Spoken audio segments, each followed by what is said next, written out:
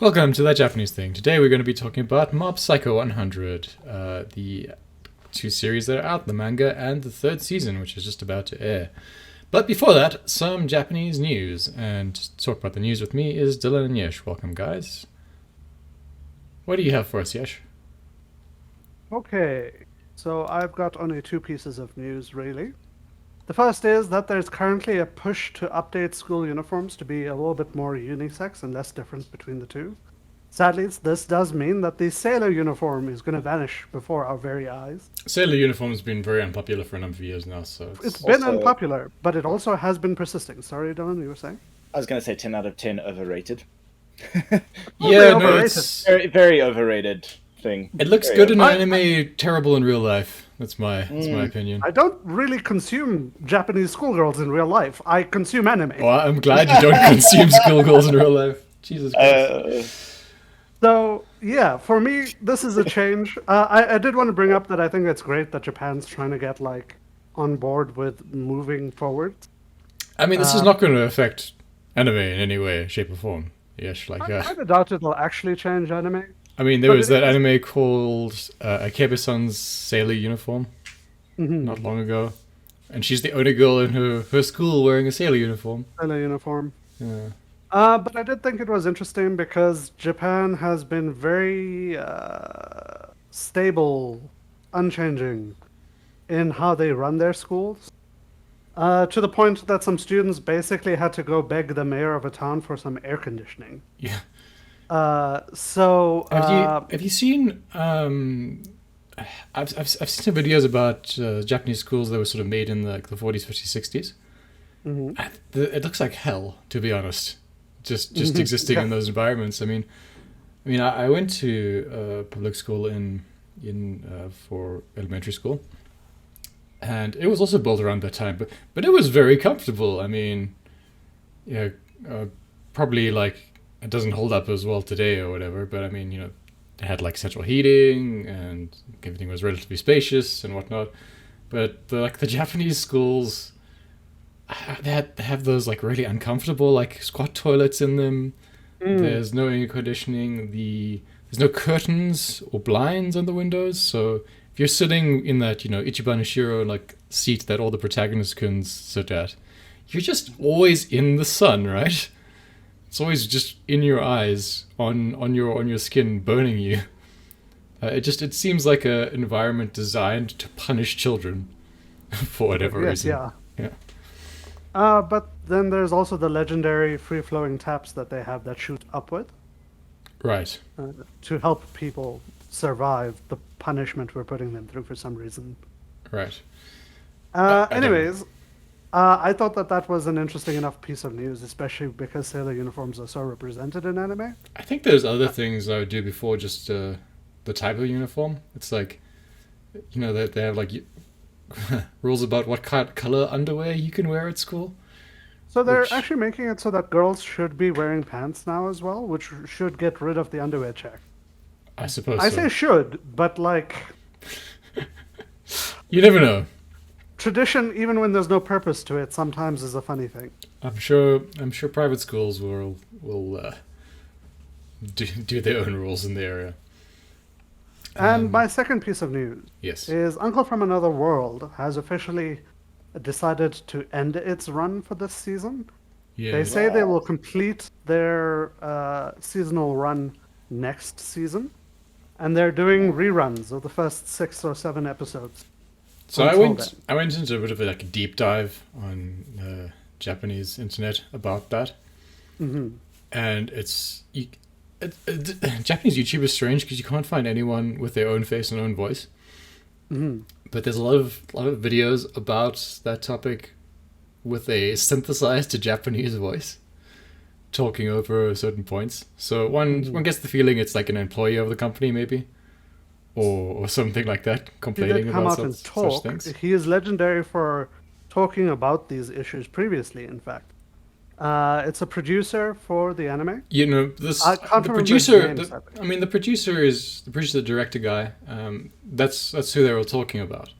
But I mean, he's The just official reason the he's just studio been put out- hired for a couple of episodes. He doesn't actually work for the company. He per doesn't se. work for them permanently, Yeah. correct? So he But doesn't really have the any skin in the official game. reason the studio put out was that it's because of the big C.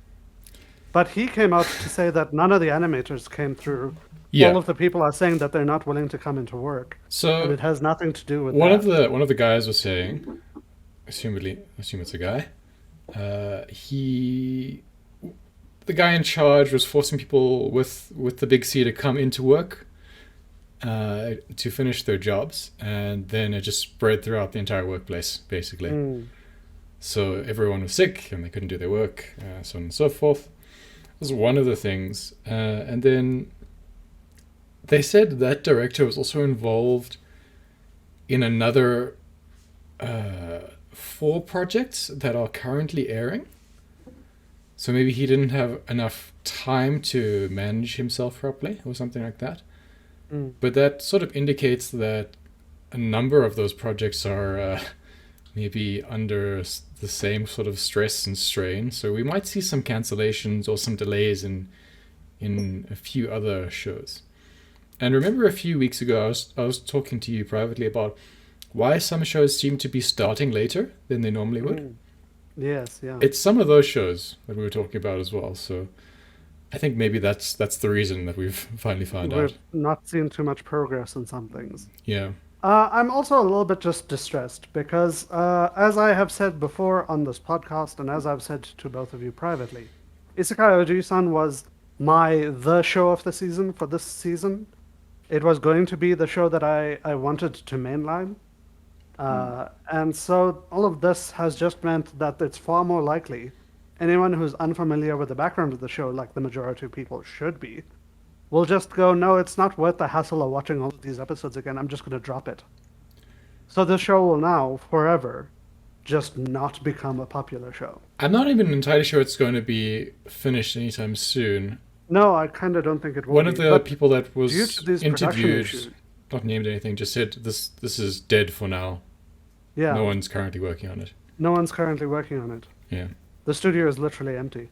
But because of these production issues, people who are interested in new anime just won't look at it again, even if it launches again. That sucks. It is It's sad because it's one of the Such a better good ones. story. That's amazing. I have been enjoying every episode. Well, I mean, I love the manga, so. Yeah, I don't know. It's actually really good, and as I said, they had like a good social media campaign about it and everything like that. They had like the guy in the Ojisan mask going around Sega's headquarters, meeting the president, getting awards, for his service to Sega. But because of these production issues, I guarantee you it'll never see a second season. But it seems essentially because of one guy, which I suppose is always true in this sort of situation, isn't it? It's just one person who's kind of got a bit of an ego on them and screws it up for everyone else. Unfortunately, that's the situation. It's probably the best show airing right now. Like I was saying, for me, outside of Summertime Render, this show is the show that I was trying to watch. Yeah, and maybe Call of the Night. I was going to talk. I'm less interested in it than I am in Isekai Ojisan, although it is a good show. Yeah. Similar issues behind the scenes there, apparently. But it doesn't appear to be grinding to a halt quite as much. Okay, Dylan, what do you have for us? I think quite so Controversial. involved, no, I mean mostly awful things. I bring awful things up all the time. So just 2 stories. One is that a 15-year-old girl has been arrested for a knife attack in Shibuya. Well, that occurred in Shibuya Station. She stabbed someone? She stabbed 2 people. She stabbed a 53-year-old woman and a 19-year-old, her 19-year-old daughter. And she stabbed them in the back and claimed that the interesting part about the story is that she claimed that this was somehow practice so that she could make sure that she could sort of bring herself to actually stab someone so that she could then kill her mother and then hand herself in and get the death penalty. And it is just like this completely detached, dissociated thing. I mean, some people are just a bit broken. Yeah, This is becoming a bit of a trend, though. There was another stabbing recently on the Tokyo subway. yeah. I mean, it's happened from time to time in the past. Like I know our previous, so some of the guys from our group that often go previously managed to avoid something by like a hair. Yeah. When someone just completely lost it and started going in, you know. Does it seem to you that maybe Japan is sort of suffering some sort of mental fatigue at this point? We had obviously the assassination of Abe, these two Yeah. stabbings now. So look, I mean, I There's been think a few kind of xenophobic attacks as well. I think yeah, specifically against Chinese people. I just think like globally we were in a bit of an issue. Now, this is something that's quite difficult to talk on in this sort of format because everyone's so quick to blame specific things, and these are generally speaking highly politicized topics, right? Like social media is one, and it could well be. I'm not saying it's not. It's just that Right. there's a lot of conjecture going around, and I think globally we are at least feeling like there's this sort of sociopathic stress that's creeping in.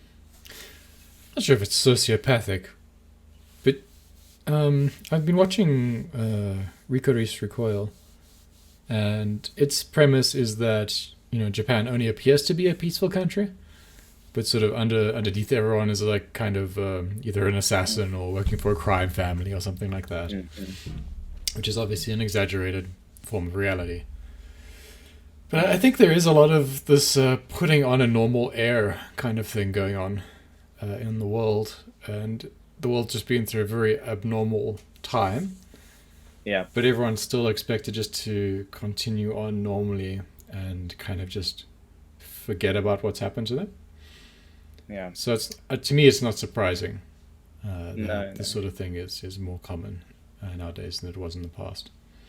Yeah, and That unfortunately so, yeah. that being said, Japan is known for strange crimes. Mm. In 2014, someone killed a woman and then mummified them as a doll and then sent that doll to a storage warehouse. And of course was found out when it started to smell. But Japan has interesting crimes from time to time. We had Mm. the gas attacks in the 90s on the subway, Sarin gas. Yeah, we've had chainsaw attacks, chainsaw uh, attacks. all sorts of odd things, yeah. And I think it has something to do with the fact that there is a lot of pressure on the individual in Japan Mm. that is external, and there's a pressure to conform. And if that pressure is great enough, you eventually you break, and the weird craziness comes out more strongly in that way.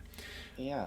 But it's I not mean, just Japan. I mean, it's happening in a lot of places yeah. currently. Here's a question for you, because you stayed there for prolonged periods of time, whereas my trips are generally cut short, so I generally don't have to engage with any of the social infrastructure of Japan, being, medical, etc. Yeah.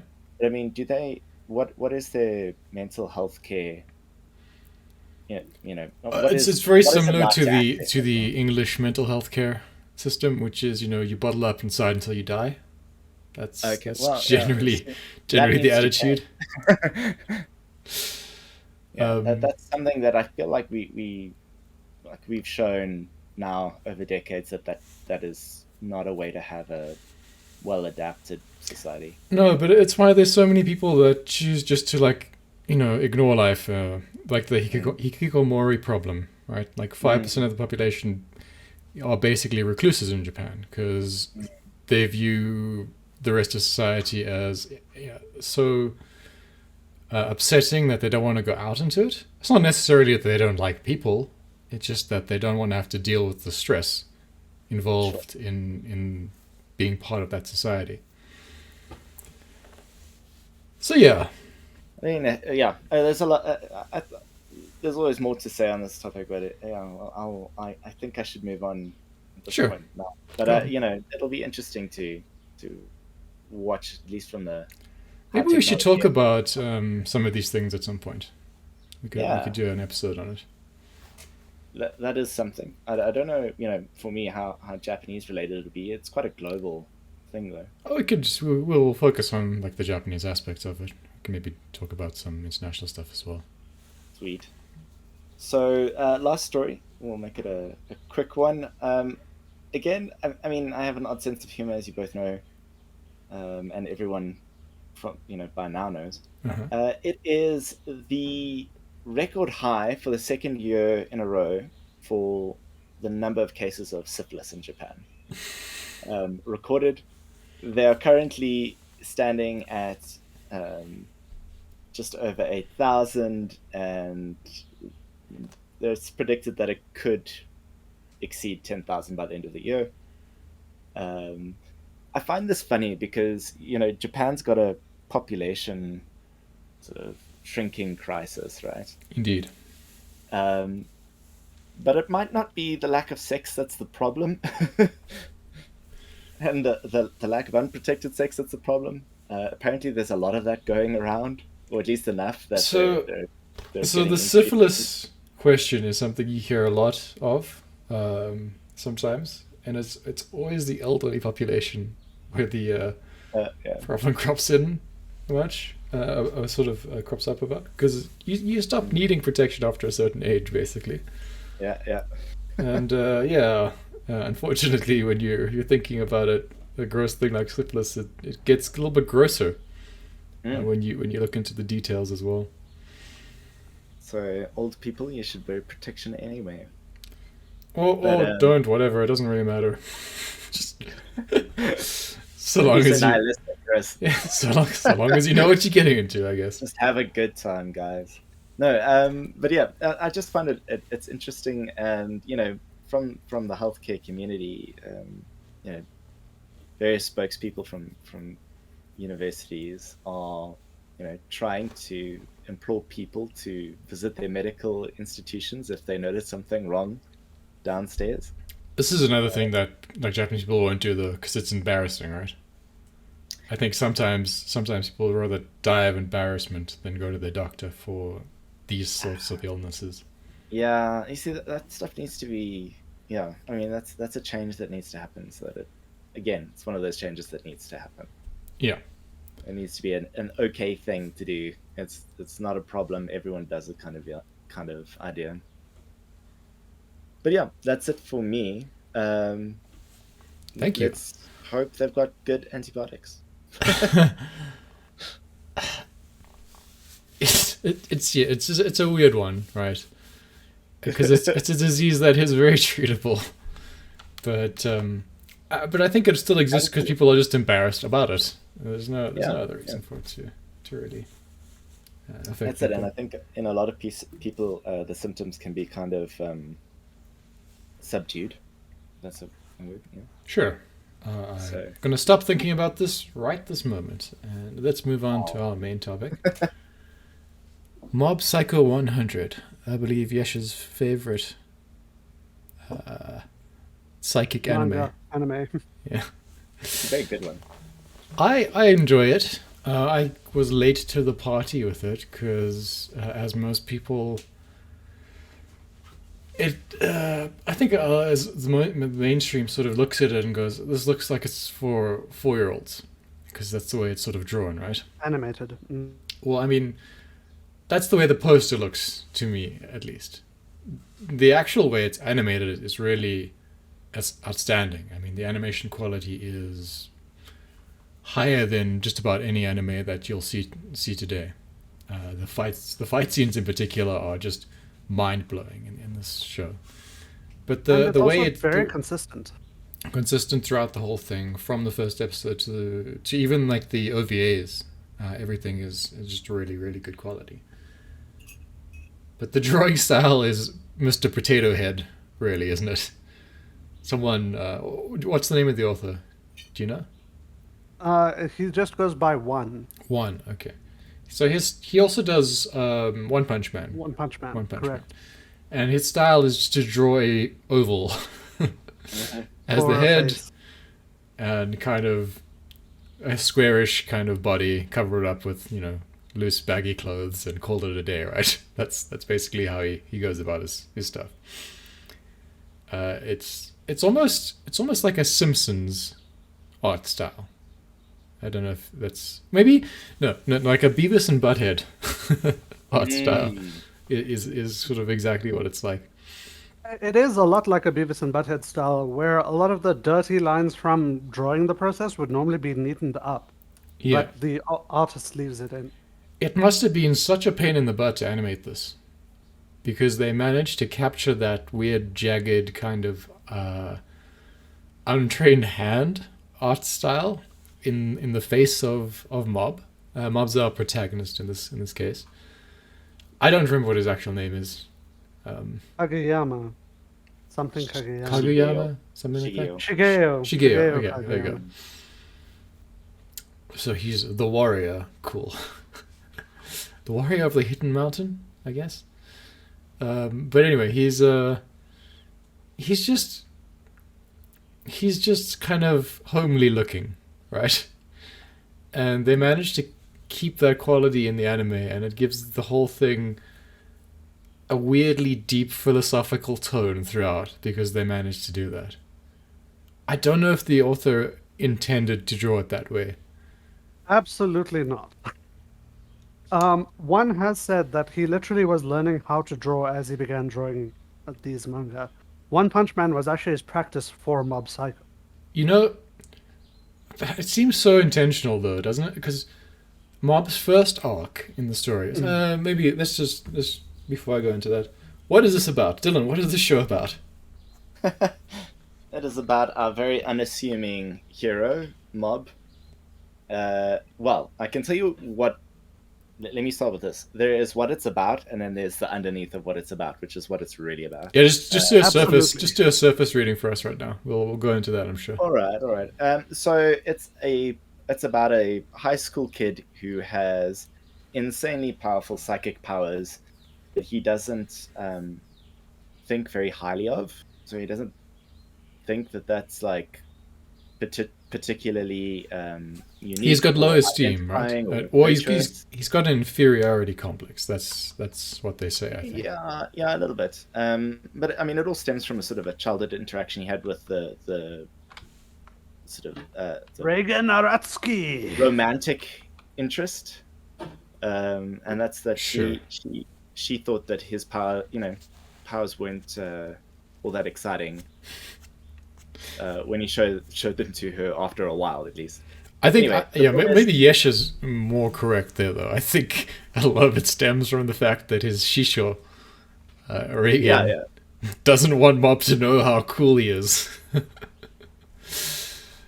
But that sort of plays into the story. I think that's anyway, so it's a psychic anime, right? Number Yeah. one, Kind of a shonen. Kind of a shonen is exactly what I was about to say. kind of a shonen, kind of also just like it's like daily life of psychic boys, maybe, See, this is the thing about one anime, because both of his shows are like this. There's definitely a shonen happening, Right? but our protagonist is not involved with that. It's the He B already plot, won that right? side of things. Yes, yeah. Getting the best deal on goods from the grocery store, making the girl you like notice you, and fitting in society in a way where they don't shun you. Far more important than picking up Being skyscrapers and turning one them of, upside if down. not the strongest psychic force on Earth, but wanting to be part of the muscle club. Perfect. the, 100% correct. What is it? The humor the body got me remodeling laughing so club. hard. Yes, yeah. Yeah, especially since Shigeo is so like weak and non-physical. He'll get winded after 500 meters. Yeah. This introduced me to a Japanese word, by the way. So the Japanese love using the word onchi, which means deaf, right? So if you're deaf, normally you'd be oto onchi, which means you're deaf to sound. But if you can't taste things, you'll be aji onchi, which means you're taste deaf, right? Oh, okay. So Mob is undo onchi, which means exercise deaf. And he literally uses that term during, and I think it's a normal way of Japanese talking, but it's just, I don't know, I think it's cute. So, it's not like he's weak, he's just deaf to exercise, guys. He can't help it, right? He just has to work harder than other people. To make his muscles grow. So he can hear the exercise, yes. But I do want to say, I know that this is not like following the rhythm of our discussion so far, but how cool is it that it makes me feel proud later on in the series when the Muscle Club's doing a run through the countryside, and this is like the 60th time we're seeing them.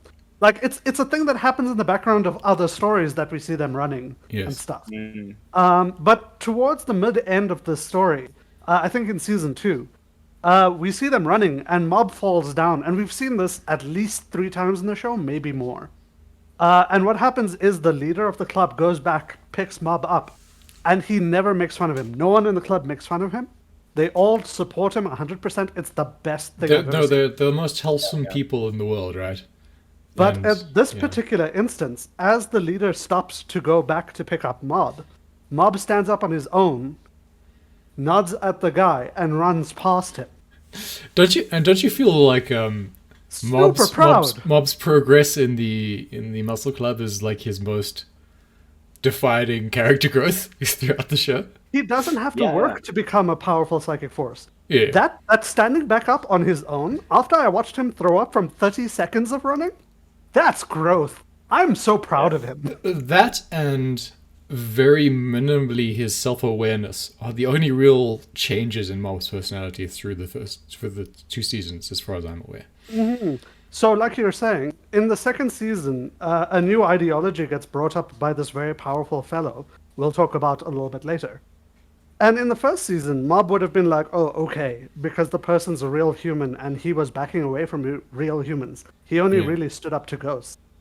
In the second season, he goes, no, I don't think the way you're doing things is right. And that was also just, that's what the hidden part Dylan was referring to earlier is referring to. Socialization, becoming a member of society. I think there's so many like weird, deeply philosophical hidden things in Mob, right? So this first fight with characteristic big hair guy, what's his name? I can't remember big hair guy. I only know him as Cactus Man. Yeah, Cactus Man. The Mob's blonde friend, right? We should call him. The sort of like tagline from that fight is that he basically almost kills Mob, like almost sort of physically, right? And trying to get him to fight him psychically, because he thinks he's a big deal, blonde big head guy. Well, more importantly, he has made being psychic the central part of who he is. And without his psychic, he thinks he's nothing. His philosophy, right, is that he is above other human beings because he's strong psychically, right? So he's like a higher form of life, or he's like nobility or something like that. And as such, Mob denying his own psychic capabilities is a little bit to this guy, whose name is Hanazawa, by the way. To Hanazawa, it's a lot like saying, the thing that you define yourself by, I find disgusting. So Hanazawa gets super offended by that. Hanazawa kind of looks like the guy from Demon Slayer, to me. A blonde scared samurai. The problem is that the blonde scared samurai's hair is always like hanging down. He looks like he doesn't Hanazawa's is always up or Hanazawa looks like he takes care of himself. He has a pride in his face. Yes, yeah. Which is just the exact bald after a while, right? He wears a wig after a while. Well, yeah. So as part of the first fight, I think he throws something sharp at Mob. I can't remember what happens exactly. Oh, that's right. Yeah. And then Mob sort of unconsciously deflects it effortlessly, and it shaves off Hanazawa's hair on the top of his head. Yeah. So that's how he loses his hair initially. Yeah. And Mob's thing is that he has a certain amount of restraint. And once he reaches 100% of his sort of limit, he basically almost loses control over himself and is just an unconscious force of psychic power. This happens during that fight, and there's nothing Hanazawa can do whatsoever to defend himself against the absolute just sheer force of Mob's power. And his comment as he's falling naked back to earth after this fight is, oh, I'm just a filthy peasant, right? There's nothing special about me. And I think that's the philosophy that, for me, is special about Mob Psycho, is that it's this godlike being who also, because Mob just believes that about himself, is that there's nothing special about me compared to anyone else. Even though clearly there is. Unfortunately, I'm going to be someone who's going to be spewing all over this cast. How brilliant of a first fight was that, though? Because the emotion that he felt was regret. And that regret put the school that he blew up back together, because that was the thing he regretted. Right. And it kind of implied that he kept Hanazawa safe at the end, because Hanazawa was completely out of power and flying. Yes. His regret put the school back together, and it also perfectly establishes for us how Mob feels about his power. He doesn't want it. He doesn't want it to go off, but it goes off. Yeah. Seeing him so when he goes into his 100% state, he becomes a silhouette figure. He's no longer human. The silhouette figure we had during this instance was a crying face. So we only see him on his knees crying as the school's coming back together, and the word 100% regret appears over the screen. And this defines for us A, why Mob doesn't use his power, B, how Mob feels about himself, and C, his place in this universe in just one fight scene. Can I mention how good the writing is in one particular respect for me, just that's applicable here now, is that all of these character traits and quirks that Mob has, the fact that he's self-repressive over that power, to the extent where, like someone bottling up anger until it just sort of overflows and then they lose their shit, is basically the analogy. They've got in his background like very formative childhood events that make him be that way. So you get to see these sort of flashbacks of Mob when he was a kid, and he was a lot more outgoing, extroverted, happy, less sort of self-conscious or self-aware. But then at some point he has this sort of event where his brother gets hurt as a result of the psychic powers. Yeah. And that so deeply changes his character. And they display it so well. The writing is very good in this. So in terms of the anime, they portray that writing very well. It all streamlines together, right? You can tell that Shigeo was going to be a completely different person up until that event. That event changed him. And this is essentially, the equivalent of, I don't know, trauma or like, a really formative event in this kid's life. And he's learning to deal with it at this point. And so he's got this repression issue, and he constantly sort of, that's why he doesn't like the power. He sees that sort of as more of a threat than a boon or a tool that can be used. That's why he tries to bottle things up. So, it introduces us directly to the two other main characters in the show. Maybe there's four, but Reagan, who is the charlatan psychic, and Mob's master, his like guide to the spiritual world, I suppose, who runs a fraud business. He's a pretend psychic with a real psychic as his assistant. What do you call that sort of thing? He's like an exorcist, right? Basically.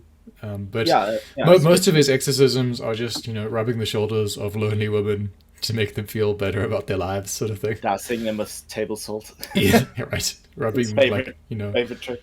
Activated essential oils into their skin or something stupid like that. And then Photoshop skills. And then let's talk about it for a second then. Okay, Sorry, yes? But before that, we have a legitimate cult leader as well, who's in the main cast, Ekubo. A giant spirit. Who is a spirit who had a body, I guess? He had a great accumulation of energy, but Mob dispelled it. Yeah, right. And so he was absorbing energy, or absorbing the happiness, I guess, of his followers or something like that, via their smiles. And then, Mob joined the cult, and Mob didn't feel that was good, so he kind of just, stopped that. And then Ikubo just becomes like a kind of tag-along character who you think at some point is always going to betray them. And it sort of feels like, he will do like a bad thing again. But he's kind of really quite attached to Mob, it seems. Although As a note, yeah. from a writing perspective, Ikubo and Reagan become our tourist and tourist guide. Right. Writing terms. So Reagan doesn't know anything about the astral world and psychic powers, and he's the vehicle via which the users, the watchers, But get he's to learn about very clued on like human psyche. human psyche. Yeah. So Ikubo teaches Reagan about what the spirits are, what the problem is, and all of the situations. And by explaining it to Reagan, we are secretly explaining it to the audience. Yeah. So Reagan is the person being explained to, and also the audience is being explained to. And It makes it feel better than just having words go across the due screen. to happenstance, Mob thinks Reagan is the most powerful psychic user in the world, right? Psychic power have user, whatever. For no particular reason that I can remember, does he think this, except that I think Reagan tricks him somehow. I can't remember their first The interaction. trick was that Reagan was able to read people's emotions, and Yeah. Mob thinks this is a psychic power that Reagan has that he doesn't, because Mob can't understand people's emotions. And so, yeah, Reagan uses Mob as his like muscle, essentially, of the operation. When it comes to actual ghost Yeah. hunting. Ikubo knows about things. Mob's the muscle. Reagan's the leader. And then we've got Broccoli Hair Man, who's Hanazawa? No, No, not the new Broccoli. guy, or whatever his name is, that joins at the end of the second season. Oh, that guy. I don't know his He's name. like he's salaryman guy, basically, in the operation. Those are the four characters in that quartet. And that's the main vehicle of the show, that group of exorcists and their encounters with these spirits, right? Mob's arc in that story is tangential to the shonen aspect of the show. So all of these really strong psychic villains want to basically fight Mob, because Mob is super strong, or they want to destroy the world, and Mob doesn't want that to happen, or something like that. And that brings us to all our major fight scenes. But the real driving force of the show is that this small exorcist business that Reagan runs. And I think that there is a second driving force to the show. Mob really wants to impress Tsubomi, all right, yeah, Mob's because that drives everything he does. Working for Reagan and going to the muscle building club are both. He's so he a can learn how teenage to boy, become guys. a better person, so he can impress Tsubomi. does she do anything in the show? No. Directly, no. No. I will say in season 3 she has one of the most important lines, and I think the scene that actually literally made me cry is in season 3, involves her. Okay. But that's coming. She hasn't actually done anything in the show. I think she's she been does on serve screen one for role. maybe 2 minutes until the second season, so it doesn't really matter. Well, Mob's brother, Ritsu, remembers her quite a bit weirdly. Because apparently Mob and her used to play a lot together, and Ritsu was playing with them. So we get flashbacks from Mob's perspective of her, like, every couple of episodes almost. But, like, they're just flashbacks. Yeah. But the cool thing about the show that I wanted to point out involving her in particular is every other girl in school has vegetables for heads, because he doesn't see anyone except her. No other What girl about his matters. friend? Not the friend. You're talking about the club leader for the supernatural club, Tomei. Yeah, the club that doesn't exist, yeah. Yeah. So Tomei has an actual face because she's part of the club that he was trying to join. And Photographer Girl as well also has an actual face. But if Yeah. you take a look at any Misato, the photography girl. Yes. Anyways, apart from them, every girl has fruits for faces. There's a weird because vegetable theme going on through this show he as well. doesn't view girls as people, except for Tsubomi for the most part. Yeah. Uh, So mean- can I verbal spew now, or are we still talking? let's hold off on that. What are you saying, Dylan? No, I was going to say that I don't know if I fully agree. Like I get what you're saying, and that is it. Especially in a romantic context, he only really has eyes for her. But I mean, he's actually like the thing about Shigeyo for me is that he's a really good person. Yeah. Throughout the whole series, he's just really centered in terms of what he thinks is right. Yeah, and I wrong. also don't agree with that at all. Mob doesn't see anyone as a non-person. That's very much Mob's personality, to see everyone as a human being. But certainly romantically, she's the only person that he has I romantic. think the thing He is has eyes that for her. Mob just sees himself as a background character in his So own I was life. going to talk about that. And Do you so know what the word that's mob why everyone... means in otaku culture? Well, it's just the same as it means in normal video game culture, right? It's just, you're A background character. Yeah, like Minecraft mob, right? So yeah, well, I mean, specifically in Japanese culture, they use main character, support character, and mob.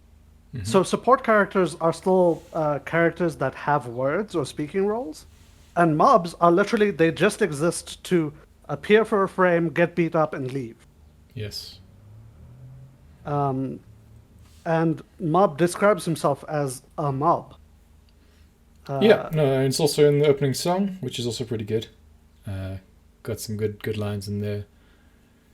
The up for both seasons has been incredible. So yes, and it also gives away everything in both seasons, but it's so surreal that you don't actually notice that that's happening while you're That's watching happening. it.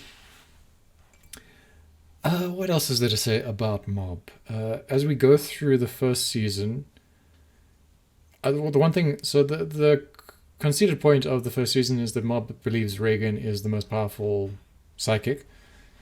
And then the end of the first season, he unconsciously imbues Reagan with all of his psychic powers so that Reagan just sort of flattens the villains of the first season, kind of using Mob's power, which briefly elevates like Reagan to that position in Mob's mind of being the most strong psychic in the world. But it's very clear by the end of the second season that Mob understands that it's just a scam. And that's his only real growth throughout. Well, throughout it's the kind of seasons. implied that Mob knew it was a scam before the season, even. It's not Maybe. like flat stated. But let's talk about Reagan for a second here. Sure. Reagan is a scam artist. 100%. He fully admits it. That's totally what's Indeed. happening. Yeah. But when we go into his story, he was part of a call center that was preying on old people to sell them things they didn't need. And he decided he didn't want to do that anymore, so he quit. And Yes. then he opened up this business. The way he runs his business is he tries to make everyone's life better, and then he takes pay for that, even if Yeah. it's not what they're paying him for. Which is why he learned professionally how to give massages and photo edit so that he could get rid of problems for people and make them feel better. He does not take money from people. He feels like he did not make their lives better. Yeah, he does try and offer a service, just not this, like the one they thought they wanted. They but wanted. it was the one they needed. So he is a scummy character, and when we're introduced to him, he feels slimy. But Yeah. as we get to know him, we learn that there's actually a good person in there. And he's actually teaching Mob real life lessons, actual good things. Yeah. His only negative qualities is he's got quite a large ego about himself. Indeed. And in fact, he trips on his own ego at a point, and Mob abandons him when he becomes He's too like, no, egotistic. you're not the one that matters. I'm the one that matters. Exactly.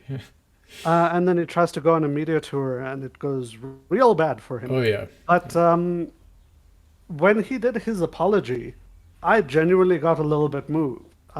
There's a refreshing openness to the characters in this anime, and this manga, obviously, for me, that I feel like it's so hard to get across, but one does it almost effortless. Other than that, the relationship between Mob and his brother is also fantastic, where Mob is jealous of his brother for being popular and smart, and his brother, Ritsu, is jealous of Mob for being a psychic and powerful. Do you like Ritsu? Don't communicate that. Like, I like Ritsu. I think that, like any kid, he goes through an edgy phase where he's like, ugh, I hate my brother. Ugh, I'm going to be better than everyone. But once we get past the ego and the hormones, when faced with a real problem, Ritsu is a good guy at the core of it. He refused to frame people. And then, even further than that, once he got powers and, like, kind of drunk a bit too deeply of that well, after he got, like, face slapped hard enough to come out of the I will fix things my way phase, he recovered really well. He became a good person immediately. Ritsu has a lot of character growth, more than anyone else except maybe Reagan throughout the show. Well, maybe even Ekubo to a certain extent.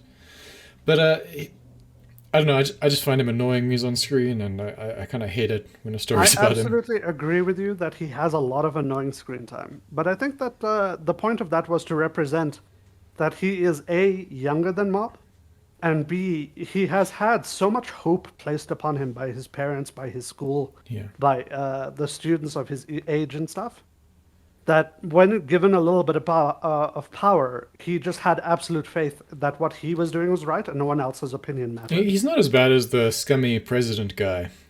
Certainly not as bad as the president, but he turns against the president. He becomes a force of evil on his own right. He actually fulfills like a niche role in the series, because he's the sort of, especially in the beginning, he's the only one who's really aware of just how powerful Mob his brother actually is. And So Ritsu is part of the normal school world. He's popular. Everyone likes him. He's good at sports, blah, blah, blah. And everyone sort of overlooks Shigeo to Ritsu, especially his parents. Yes, exactly. Their parents, right? But he's why Mob has the inferiority complex, really, as well. Yeah. Because of the hurting him incidents, especially. And also his parents treat him worse than his brother. And he feels that's deserved. The pride Mob has in his brother is incredible. Yeah. But this is the thing. So Ritsu is kind of aware of all of this. He's aware that it's stacked in this odd format. No one really is aware of Shigeo's power. No one takes notice of Mob, and Mob doesn't seem to want to use his power at all, right? And I think Ritsu in the beginning kind of mistakes this as like this sort of it's not quite this, but this is as close as I can get, sort of a waste of potential. And he's quite jealous. He's quite jealous of Mob's power. I mean, he tries to get power for himself so he can sort of fulfill Mob's promise, right? Essentially. Yeah. And it's only going through that arc that he realizes even sort of the truth of that actually Shigeo kind of actually is quite right about having power and abusing it is a weakness. Yeah, and just having power is just, it's like, and this is also quite a common thing in the series, it's just like another trait. It's like some people are handsome, some people are good at sports, some people are good at schoolwork, some people can lift things with their mind and exercise demons. It's like there is no, and I think this for me, just philosophically, is one of the shining gems in the show, is that just because you're good at one particular thing or have a lot of capability in that field does not make you more or less valuable as a human being than someone else. And that's certainly Mob's view throughout the show, and something the show tries to convey, I suppose. And I think as characters kind of grow, they sort of start to act more like Mob. Absolutely. He doesn't really change. I mean, his arcs are not his personality changing in any way. I disagree. I think he's growing up as we watch him. That's it. He gets more mature, but his point of view doesn't change. Oh no, it does. Like to the rebellious phase, he starts growing in self-confidence. His whole characteristics start to change by the end. Confidence is not personality, though. It is. It is a part of the personality. No, having confidence to do with personality. His personality is that he's kind and wants to treat people equally. He just doesn't have the self-confidence to act in the beginning, right? Well, that's literally what he can't do That At the beginning of changes, season and one, by the end of season 2, he's actually in charge of his at the own beginning actions. of season 1, Reagan could have walked all over him and being that egotistical person he was in season 2, and Mob would not have left. And Mob would have constantly deferred, and no. And by season 2, he's gone through a rebellious phase of his teenager, sort of the rebellious phase of being a teenager, and out the other end, where he, we kind of get to see the virtue in that rebellious phase, which is learning to be able to Yeah, again, adopt Mob that becomes more responsibility. self-confident. That is his arc. Yeah, but what I'm right? saying is it's not More just defined that. as a It's not person just as well. that, Chris. Yeah. No, but nothing else changes about him. I mean, he's still exactly the same from that first fight. No, I very much to the believe that last he fight. develops his sense of justice a great deal more. He becomes more firm about things. And sense of self as well. He kind of becomes more self-accepting as well. Yeah. Possibly, but I mean, that's just, again, that's confidence, because he gradually learns he's not actually like... Okay, well, the difference between a terrible confident version of me and a not confident version of me are two entirely different people. That's true. 100%. Even with the same knowledge. Very different people. I think this is like semantics at this point. Okay. And So let's talk about if you believe how confidence is Mob Psycho- part of your personality, then sure, fine. His personality Let's completely talk changes. about how Mob Psycho subverts expectations on other characters. For example, Goda, the leader of the bodybuilder club. Best character in the we show. When we're first introduced to them, it's part of the generic high school club is about to close down because they don't have enough members arc. And the bodybuilder club is going to move in. Those evil bodybuilders. They're going to come in here, they're going to bully us out, and they're going to take over our room perfectly legally. How dare they? And then the show ends that episode of we've got to find a member with them trying to recruit Mob. And Mob going, nah, I'm going to join the bodybuilders club. And the bodybuilders club gets the room. Yes. But far more importantly, Goda respects Tomei and the other club's efforts. He respects effort. He thinks that they should put it into their bodies personally, but he loves effort. So he invites them to stay in the club as long as they keep giving effort. Yes. Secondarily, Onigawara. Do you guys remember Onigawara? He's the black-haired punk kid from Mob School. Vaguely, yeah. Yes. He's the first person that got beaten up by Hanazawa. He's the reason why Mob went over to the other school. Yes, yeah. So Onigawara runs the gang in Mob School, but then he tries to get the bodybuilders club to go fight the other school. And his method for doing that was to get Mob kidnapped as the weakest member of the bodybuilders club, haha. And once he's kidnapped, the rest of the bodybuilders club will come. And the bodybuilders club comes and they try to make peace and they try to have a chat. And then Hanazawa beats them all up, which is what sets Mob off in the first place. Yes. And by beating up these totally good guys, Mob unleashes his power and becomes white tea poison or something like that. Anyways, Yeah, Onigawara's legends of arc- Mob spread there afterwards, yeah. Onigawara's arc is actually super cool. After that, he gets in trouble, he nearly gets expelled, but he joins the bodybuilders club in order to become big like them, so he doesn't need them to fight because he'll fight. And along the way, he kind of forgets that the purpose of all of this is to fight better and gets addicted to bodybuilding. He just enjoys it. And from that point onwards, he's just a supportive, good guy in the background of the show who brings Mob his shoes at some point Yeah. so that he can run. No, there are there are a bunch of those sort of like little gag things in the background. I don't think he ever really forgets about. I think that's part of the show, right? Is not forgetting about the Mob characters in the show. Exactly. But also the fact that Onigawara, I feel like, went from a character that we felt was a gag Mob character to having a development. I think part of the show's point is everybody has their own interest. They have their thing that they're a little bit out there with. I don't know if you guys remember the episode where a girl was showing her friends the writing she did. She had been making fun of Mob prior to that and stuff. And then it turns out she had been doing some writing this whole time. And her friends tore up the writing and threw it to the wind.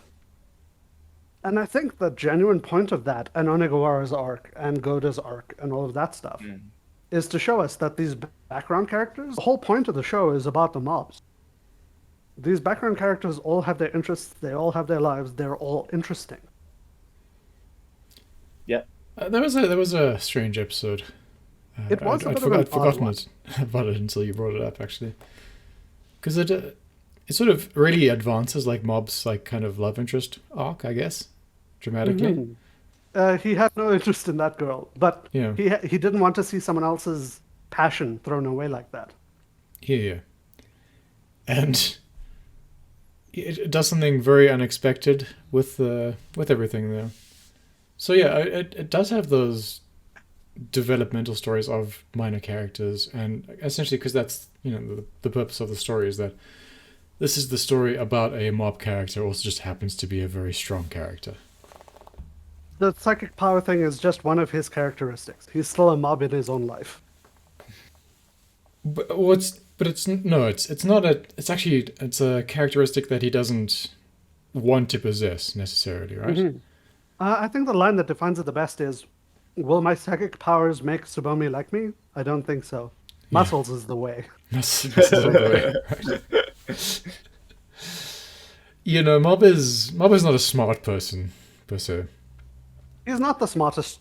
Yeah, true. Fair enough. He's a teenage lad that's growing up, and that's something I'm looking forward to in the third series. I just find it strange, right, that everyone, especially Mob, has really strong convictions about things for no particular reason in the show. So he initially has this thing about not defending himself, right? That's because he's afraid. Because he's afraid, and because he doesn't want to hurt someone like he hurt his brother. I get that. But there are very strong and illogical reasons. He was defending himself against bullies when he hurt his brother. Yeah. No, I get that he has all these things, and so Reagan kind of is like the therapist and sort of helps him through all of those things, right? And no, it's okay to defend yourself when someone else is trying to hurt you. Just try not to hurt anyone else, and all those sort of things, right?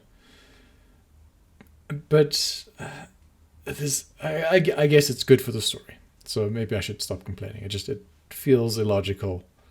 I'm sure people turn into broccoli in the show, so So well, this is just the thing, that specific thing we're talking about.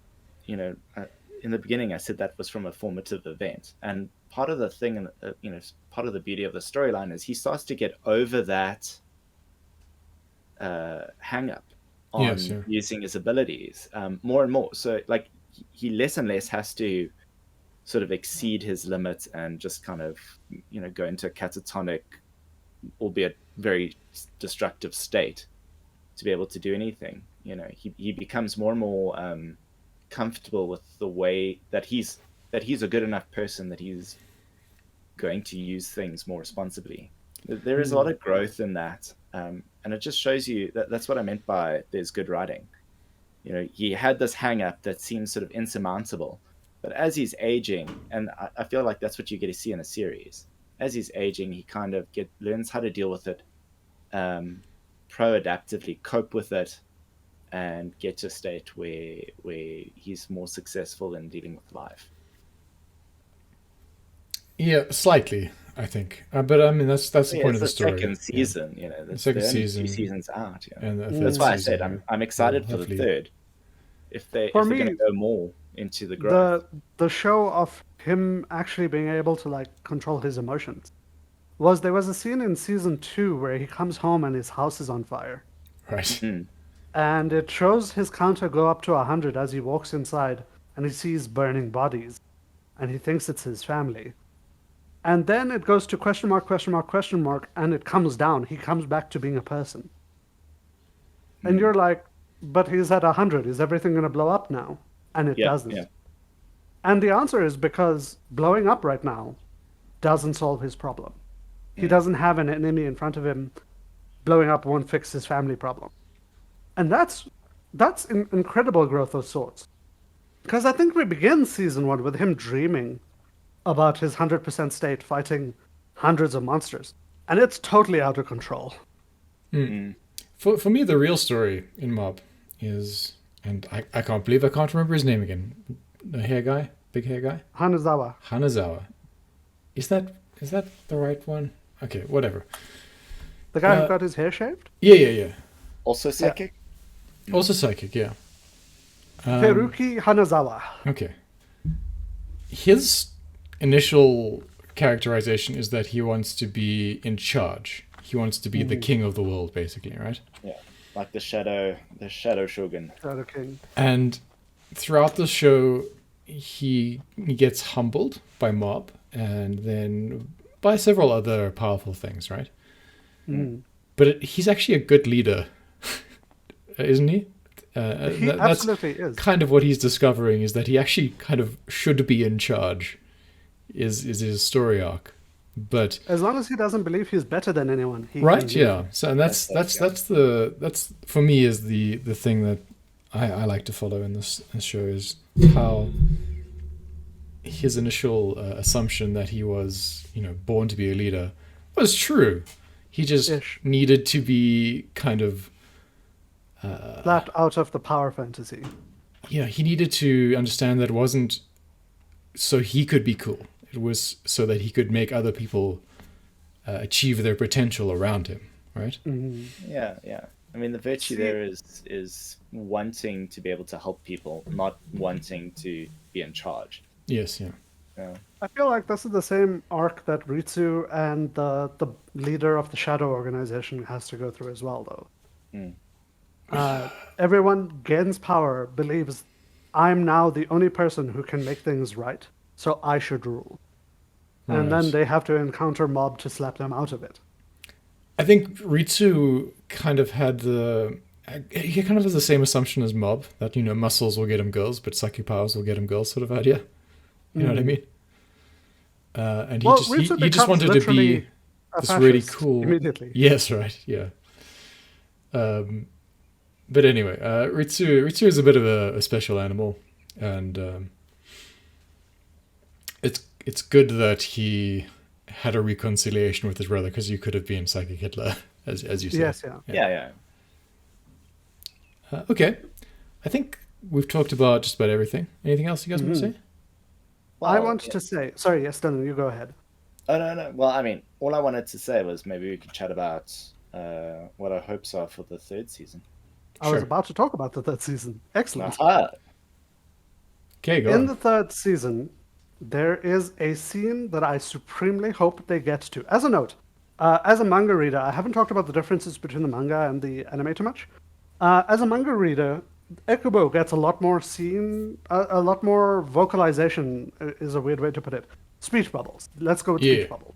A lot of Ekubo's speech bubbles have been cut out between the anime and the manga, because show don't tell is a very good way to do things. And the anime does a fantastic job, as a note. I'm not insulting the anime in any way, shape, or form. In the upcoming season, we focus on Ekubo. The story goes back to Ekubo a fair bit. So I'm hoping that they get some of that characterization back before we go into it. Otherwise, anime-only viewers might get a tiny bit of whiplash as to how Ekubo's character has suddenly developed. Yeah, but we'll see how they handle it. From the preview, it looks like Ekubo's going to be maybe He's the focus. He's the primary focus of the beginning of this arc, I believe. Ekubo's existence must be terrifying from his point of view. From his point of view, yeah. He got thrown into a spirit jar where he had to fight for survival for 8 months or some shit. Right. By a ghost from a little girl's nightmares. Anyways, ignoring all of that. There is a scene in the upcoming season that I think will be the end of the season that has no shonen element to it at all. It's literally a scene in which our entire growth and everything that we've had accomplished until now gets brought up. If they do that even moderately well, I'm going to have that episode on a playlist somewhere for the rest of my life. I hope. I pray they do it justice. We could be looking at One Punch Man Season 2 for all we know. They got the same studio and similar animators. So Ever the optimist, Chris. Ever the optimist, yeah. One Punch Man. Just given the sheer amount of anime being made at the moment, which I think is a good thing, one can't help also thinking that the quality of anime has been slipping quite a lot in just the mainstream. So I don't know anymore if anything's going to be good. Maybe good ever again. Hey, Lycoris Recoil. Fucking amazing when it wants to be. I think the voice acting is amazing. I'm not sure anything else is particularly outstanding in that show. Likewise, I've I think enjoyed some the things. animation is really good in Call of the Night. This Call of the season. Night has good moments. Yeah. Am I wrong? Is not like sorry, I'm just double checking. Am I mistaken? Is Lycoris Recall the one where there's the cafe with the girls that go out to do other duties? Yeah, the one that can dodge bullets, right? Yes, yeah, Yeah. yeah. The gun scenes with that girl and her backup sniper support girl are amazing. Sure. Okay. They're- Okay, there's not explosions. I'll give that to you. But Well, there's explosions lots of don't very, matter. It's very just smooth. it looks fine. It's a good 6 out of 10, and they use a lot of like motion tricks, and it's exciting. do And use a music's lot of good. motion The tricks. voice acting's excellent. Story's fine as well. So I think I'm forgiving the lack of like Monogatari wow factor in it. You know. There is a lack of wow factor. I'll give that to you. At least But- in the Call of the Night, you get those weird, giant, wide shots of empty cities with just like these moving dots of people. It's kind of amazing, good atmosphere for a show. No, actually, I Spider agree with Lily you that Recoil doesn't have that. atmosphere-wise, Yeah. Lycoris Recoil is lacking. But I enjoyed the scenes when she's moving forward. Whenever she's doing a thing involving the hunting side of things. I think I like that quite a bit. Yeah, But it's entirely possible that I'm just a little bit starved for good animation. there's some good stuff out, and unfortunately, most of it's been cancelled. But yeah. Exactly. But Mob might be that thing that just brings back the desire for really good anime, because the first Oh, two I did seasons have one more have thing. been excellent, I and the wanted to point OVA out that that I thought was was just super released cool. on streaming was also excellent. So hopefully that's part of the production that's upcoming. We've seen Mob Psycho's season 3's Up, and I will say the animation in that is stunning. The music is not Is as not good great, as season yeah. 1 and 2, in my opinion. Yeah. But the animation is solid. I'd give it a very good score, personally. So I mean, just in we'll terms have to of see how it rating Mob, translates. I give it a 9 out of 10. I easily give it a 10 out of 10. It's my favorite anime by a very wide margin, I think. Yes, it's perfect. Dylan? Yeah, I mean, if I were to give it a score, it'd be up there amongst yours. I think it's a very good anime. I think it's a very good anime for. Dylan would make an excellent Japanese person. Would I? I don't know about It's that. Actually. yeah, it's somewhere around your opinion, sir. No, I mean, I don't. So I don't really like That's how it rating scores. things in that sense. I think it's phenomenal. I think if you like anime, you should watch it. I think if you like anything along the lines of sci-fi, or you should watch it. If you like good storytelling, you should watch it. If you like a boy meets world kind of that's done well, because they're always done poorly generally, then you should watch it. And if you like humorous moments filled with really good It's- visual animation, it's If you were disappointed with how mundane Doctor Strange magic has seemed in the Marvel universe, Mob actually kind of delivers on a lot of that weirdness that Absolutely. I think a lot of people were expecting from Multiverse of Madness. So if you I mean, want more of that, you'll love Mob. it's very trippy. I mean, the intros are definitely people have taken psychedelics. I can tell you now. It has that flavor to it in a nutshell. Yeah, I mean, I actually don't think so. I think it's just a weird stylistic kind of choice there.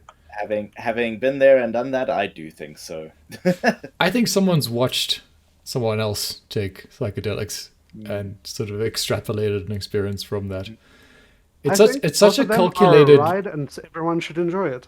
it's such Exactly. a calculated opening, the first two seasons, right? The fact that it's a perfect loop is just disgusting to me. Right? Yeah. No, it's great. You should. There's like a scientific formula to those openings, and the music is just great as well. Yeah. Yeah, especially the first one, with the counting song. Anyway, that'll do it for us this week. Thanks, guys, for being with me. Thanks for the chat. Perfection. All Cheers, right. everybody. Cheers, everyone. Bye for now. Ciao.